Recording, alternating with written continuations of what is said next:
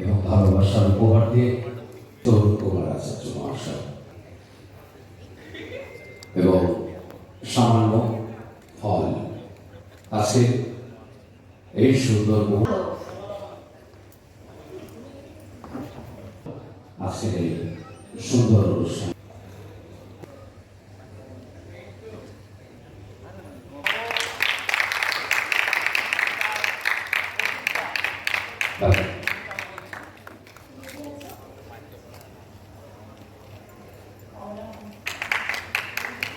সামনের দিকে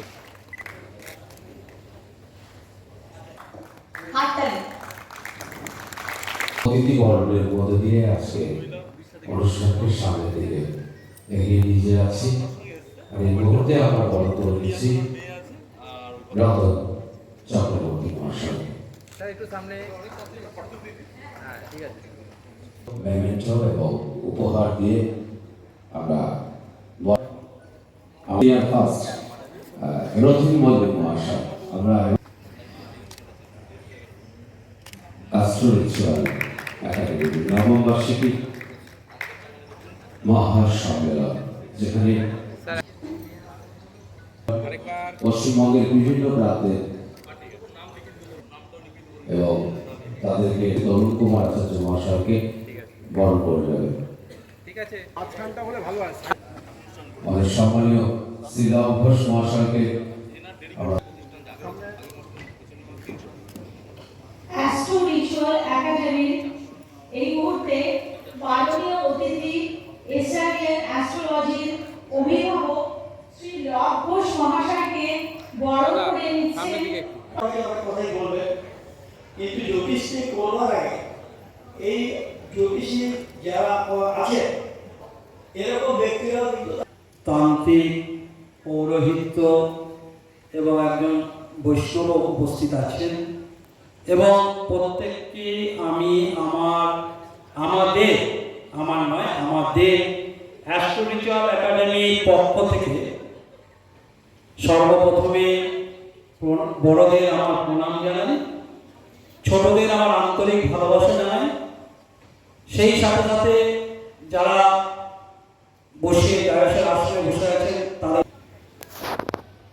আজ এই হঠাৎ দুর্যোগের দিনে আপনারা আমাদের এই অনুষ্ঠানে এসে উপস্থিত হয়েছেন, তার জন্য জ্যোতিষের কিন্তু বেদের একটা অংশ, বেদাঙ্গ থেকে জ্যোতিষের উৎপত্তি। যদি আমি ভুল বলে থাকি আমার থেকে কিন্তু বিজ্ঞ যে শিক্ষার কিন্তু শেষ নেই, এটা এমন একটা জিনিস, শিক্ষার শেষ নেই। এটা একটা বেদের অঙ্গ থেকে কিন্তু জ্যোতিষের উৎপত্তি হয়েছে। বেদাঙ্গ থেকে জ্যোতিষের তিনটি পার্ট রয়েছে। একটা হচ্ছে ফলিত জ্যোতিষ বা গাণিতিক জ্যোতিষ। এই গাণিতিক জ্যোতিষ, ফলিত জ্যোতিষের মাধ্যমে আমরা ডিগ্রি দেখে অঙ্কর মাধ্যমের মধ্যে দিয়ে আমরা কিন্তু বিচার করে থাকি। বর্তমানে সোশ্যাল মিডিয়া অনেক কিছু ল্যাপটপ বা অন্য সফটওয়্যার থেকেও করে থাকি।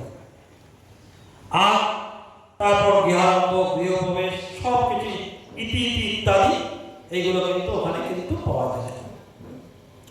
তাই আজ সূর্য কখন উদয় হবে, কখন অস্ত যাবে, কখন পূর্ণিমা হবে, কখন অমাবস্যা হবে, উনি আজ পর্যন্ত কিন্তু জুতো পায়ে দেন না।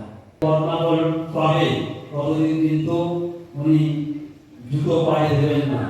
তাই বর্তমান যে আমাদের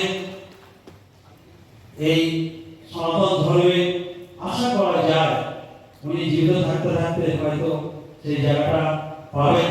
তারা আমায় রাতুল চরণে আমি আহ্বান জানাই বা তাকে আবেদন জানাই যে আমার এই গতিটা জানি মা কিন্তু জানি পূরণ করে দেয়। প্রতি ভালো পণ্ডিত মশাই, যথেষ্ট জ্ঞানী ব্যক্তি, আমার আহ্বানে উনি এসছেন। যে দুই ব্যক্তিত্ব ইতিমধ্যে আমাদের মধ্যে উপস্থিত রয়েছেন, যাদের নিষ্ঠা, যাদের সেবা আমাদের মোহিত করে, ব্যালেন্স করে দেয়। বরণ করে নেব সম্মানীয় শ্রী বিনয় মহারাজ মহাশয়কে। স্যারকে যে নাম শুধু পশ্চিমবঙ্গ নয়, শুধু ভারতবর্ষ নয়, সারা পৃথিবীর মানুষ তার বীর তপবনের নাম জানে। শ্রী বিনয় মহারাজ মহাশয় তিনি আমাদের মধ্যে এসে উপস্থিত হয়েছেন, তাকে আমরা একটু বরণ করে নিচ্ছি। উত্তরীয় স্মারক এবং ভালোবাসার উপহার দিয়ে আমরা তাকে বরণ। ব্যাসদেব শঙ্করাচার্যকে একটু জোরে হাততালি হয়ে যায়। আমরা এই বড় আরেক উজ্জ্বল নক্ষত্র ব্যাসদেব শঙ্করাচার্য একটু জোরে করতালি হোক।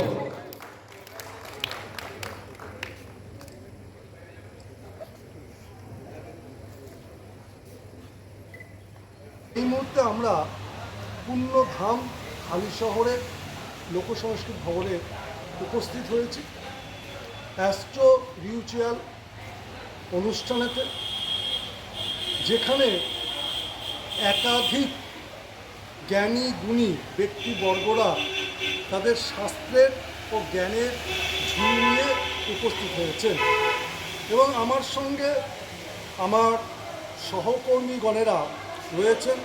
তাদের মধ্যে সত্যজিৎ দা এবং আমার ভাতৃসম বন্ধুসম এবং সহকর্মী মনোজ মণ্ডল এবং তার সঙ্গে তারও সহকর্মী রয়েছে।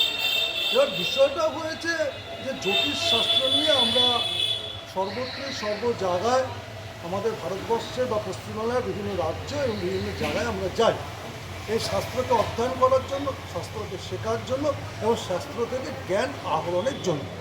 এটা আমাদের কাছে একটা গর্বের বিষয় এবং এই জায়গা থেকে সকলের কাছে একটা বার্তা দেওয়ার বিষয়, সেটা হচ্ছে সনাতন শাস্ত্র এক আধ্যাত্মিকতা ও জ্ঞান ও সমুদ্র। আর এই জ্ঞান ও সমুদ্রের যে মূল বৈশিষ্ট্য সেটা হচ্ছে বেদ এবং বেদাঙ্গ এবং বেদের বিভিন্ন তথ্য। এই বেদাঙ্গ বা বেদ থেকে যে একদম নির্যাস বলা যেতে পারে, মধু বলা যেতে পারে, সেটা হচ্ছে জ্যোতিষশাস্ত্র, যাকে বেদের চক্ষু বলা হয়। এবং তারই সঙ্গে আয়ুর্বেদ শাস্ত্র। এই আয়ুর্বেদ এবং জ্যোতিষশাস্ত্র আমাদের জীবনকে সর্বদাই সুগম, সুগঠিত এবং আনন্দিত এবং জীবনের রসদকে জোগাড় করতে সাহায্য করেছি এবং এই উপস্থিতির মধ্যে দিয়ে জ্ঞান আহরণ যেরকম করছি এবং আমাদের ভাব বিনিময়ের মধ্যে দিয়ে আমরা আমাদের জীবনকে আরও সুস্থ, স্বাভাবিক, সুন্দর করে তোলার চেষ্টা করছি।